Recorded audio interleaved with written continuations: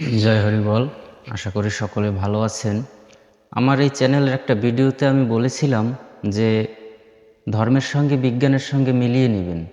যদি মিলে যায় তো ঠিক আছে, আর যদি না মেলে তাহলে দুইটার যে কোনো একটাতে ভুল থাকবে।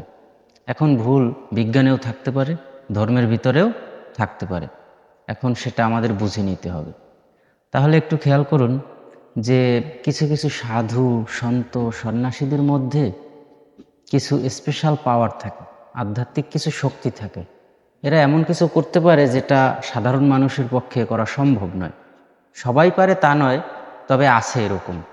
এখন এর বৈজ্ঞানিক ব্যাখ্যাটা কি হতে পারে? দেখুন, বিজ্ঞান বলে শক্তির কোনো ধ্বংস নাই আর সৃষ্টিও নাই। শক্তির সৃষ্টিও নাই, বিনাশও নাই। শক্তির আছে শুধুমাত্র রূপান্তর। একটা ফর্ম থেকে আর একটা ফর্মে সে রূপান্তরিত হয়। এখন এই যে আমি কথা বলতেছি, এটা তো আমার বাক শক্তি, কথা বলার ক্ষমতা। আবার আমি যে চোখে দেখতে পাই, এটা আমার দৃষ্টিশক্তি। আমি যে কানে শুনতে পাই, এটা আমার শ্রবণ শক্তি। এরকমভাবে আমার শরীরে বিভিন্ন রকমের শক্তি আছে। এখন আমি যদি ইচ্ছাকৃতভাবে দীর্ঘ সময় ধরে, ধরুন একটানা 6 মাস বা 1 বছর আমি যদি কথা না বলি, আমার বাকশক্তির ব্যবহার না করি, চোখ না খুলি, আমার দৃষ্টিশক্তির ব্যবহার না করি, আমার শ্রবণ শক্তিকেও যদি আমি বন্ধ করে রাখি, এভাবে সকল শক্তিগুলোকে যদি আমি বন্ধ করে রাখি, তাহলে কি এগুলি ধ্বংস হয়ে যাবে?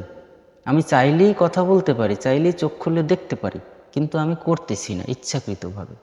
তাহলে বিজ্ঞান বলে এর ধ্বংস বা ক্ষয় নাই, রূপান্তর আছে। এখন খেয়াল করুন, যারা ধ্যান করে বা যোগ সাধনা করে, এরা এক জায়গায় বসে থাকে এবং দীর্ঘ সময় ধরে এরা এই কোনো শক্তিগুলোকে ব্যবহার করে না। শুধুমাত্র কি করে, একটা জায়গায় এদের মনটাকে স্থির করে রাখে। তাহলে এদের এই শক্তিগুলি কোথায় যাবে? নিশ্চয়ই ধ্বংস হবে না। আর যদি ধ্বংস নাই হয়, তবে কোথায় যাবে? রূপান্তরিত হবে। এদের শরীরের ভিতরেই অন্য কোনো না কোনো শক্তিতে রূপান্তরিত হবে। এই রূপান্তরের যে প্রক্রিয়াটা, এটা বিভিন্ন রকমের হতে পারে।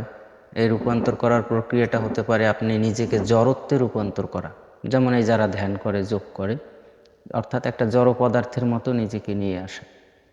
আবার হতে পারে রাধা স্বরূপ যদি আপনি হয়ে যান, তবেও হতে পারে এই শক্তির রূপান্তরটা। এখন রাধা ব্যাপারটা কি, এটা আমি আমার পরে অন্য একটা ভিডিওতে আমি এ নিয়ে আলোচনা করব। আজকে আমি ওদিকে যাব না। আর একটা বিষয় খেয়াল করুন, আমাদের মানব দেহের যতটা ওয়েট আছে, এর মাত্র 5% ওজন হলো আমাদের ব্রেনের। অর্থাৎ একটা মানুষের ওজন যদি 50 কেজি হয়, তাহলে তার ব্রেনের ওজন হয় হাফ কেজির মতো, এরকমের আর কি, খুব কম, 5% বা 10% হয়। কিন্তু আমার দেহে যে শক্তি উৎপন্ন হয়, তার বেশিরভাগ শক্তি খরচ হয় কিন্তু এই ব্রেনে। ওয়েটের পার্সেন্টেজ হিসেবে সে কিন্তু 5 থেকে 10% শক্তি পায়, কিন্তু সে 20% শক্তি ব্যয় করে। যাই হোক, এখন এই যে আমি বললাম বাকশক্তি, দৃষ্টিশক্তি, শ্রবণ শক্তি, এগুলি সব ব্রেন রিলেটেড, ব্রেনের সাথে সংযুক্ত। এখন যারা এভাবে যোগ সাধনা বা ধ্যানমগ্ন হয়ে থাকে, এদের ব্রেনটাও স্থির হয়ে যায়, শরীরের সকল বিপাকীয় ক্ষমতা স্থির হয়ে যায়। মনটা যখন এক জায়গায় স্থির হয়ে যায়, তখন এদের ভিতরের এই শক্তিগুলি আর ব্যয় হয় না, তখন শক্তিটা শরীরে কনভার্ট হয়, অন্য কোনো শক্তিতে রূপান্তরিত হয়। এবং এই শক্তিটাকে সে কাজে লাগিয়ে ব্যবহার করে সে তখন অন্য রকম কিছু একটা করতে পারে, যেটা সাধারণ মানুষ পারে না। এর একটা আমি উদাহরণ দেই। যেমন ধরুন, একটা প্রবাদ আছে, যা আছে বিশ্বব্রহ্মাণ্ডে তা আছে এই দেহভাণ্ডে। এখন বিজ্ঞান, জানি যে বিজ্ঞান থেকে প্রকৃতিতে 108টা মৌল আছে। তো এই প্রকৃতিতে যে 108টা মৌল আছে, আমার দেহেও তাইলে এরকমের 108টা মৌলই থাকবে। আচ্ছা, তাই যদি থাকে, এখন দেখুন একটা মোবাইল ফোন কি দিয়ে তৈরি করে? কতগুলো ইলেকট্রনিক পার্টস দিয়ে তৈরি করে, যেমন রেজিস্টর, সেমিকন্ডাক্টর, ডায়োড, তারপরে ট্রানজিস্টর, আইসি, এই সমস্ত দিয়ে তৈরি করা হয়। আর এইগুলি সকলই এই প্রকৃতিতে প্রাপ্ত যে 108টা মৌল, এর বিভিন্ন ভাগমাপ মাত্রায় মিশ্রণের মাধ্যমে তৈরি করা হয়। তাতে যখন পাওয়ার সাপ্লাই দেওয়া হয়, তখন সেটা থেকে আমরা দূর দূরান্তের মানুষের সঙ্গে কথা বলতে পারি, যোগাযোগ স্থাপন করতে পারি। আচ্ছা, আমার শরীরেও তো এরকমের 108টা মৌল, সব উপাদানগুলি আছে।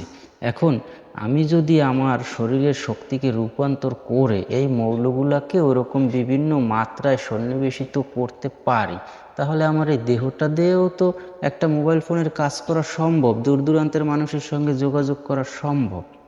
আমার তাই মনে হয়। এখন দেখুন, যারা এরকমের সাধু সন্ত, সন্ন্যাসী বা যোগী পুরুষ, মহাপুরুষ, আধ্যাত্মিক পুরুষ যারা ছিলেন, তারা এক স্থানে থেকে বিশ্বের বিভিন্ন প্রান্তের, দূর দূরান্তের বিভিন্ন কথা বলে দিতে পারতেন, যেগুলো কোনো সাধারণ মানুষের পক্ষে সম্ভব না।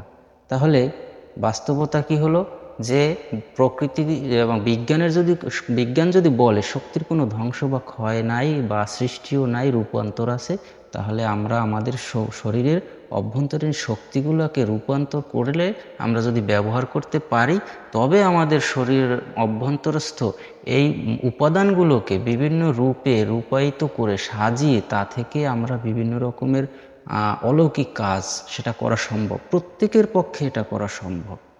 এটা আমার ব্যক্তিগত অভিমত। আপনাদের কোনো মতামত থাকলে কমেন্ট করে জানাবেন, আর আমাদের এই চ্যানেলের সঙ্গেই থাকবেন। সকলকে ধন্যবাদ। সকলে সুস্থ থাকবেন। সকলের সুস্থতা ও দীর্ঘায়ু কামনা করছি। জয় হরিচাঁদ।